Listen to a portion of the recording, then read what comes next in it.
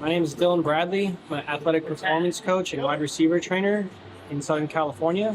I've been in this industry for about 10 years now, working with all levels from youth to the NFL.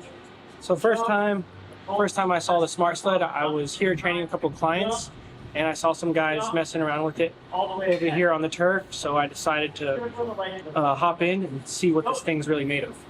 The resistance was very accommodating, so it helped me force myself to stay in like a 45-degree lean compared and keep my hips through compared to like a traditional sled.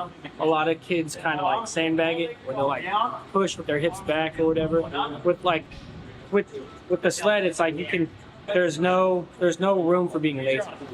So what's cool about the Smart Sled is that I could change the resistance whenever I want.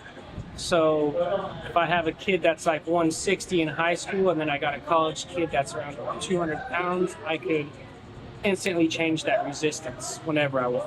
Or I could change it while they are going through the movement. So while a guy's pushing the sled or pulling on it, I could enhance that resistance. I could turn it off and on when I want, to where it's kind of jittery, or it's turning off and on, but then it forces more reaction, which is what we want. We want to force that reaction strength, if that makes sense. As far as like the resistance and then the load I could put into it, and then it trying to force that maybe proprioception. So that proprioception really forces that, that balance throughout my whole body. So it's really triggering me to use my whole body strength to get through one movement. Instead of just like relying on my legs to push a traditional weight sled. Like it's easy for a kid to just like push through his glutes or his calves or his core. Like it's everything working together. It forces that muscle recruitment that you need, because if you don't get that muscle recruitment, you're not going to beat the sled. I think it's great just because I could see the force output that my athletes are putting out.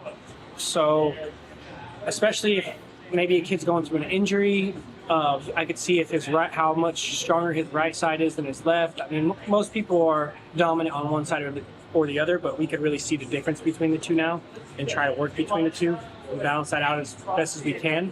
Now, over time with the sled, it's like, okay, I could test a guy now, and then I could test him a month later and see if we got any stronger or if we got weaker in any of those imbalances, and see if we need to change anything going further to help them to get to the best point possible to get back in the field.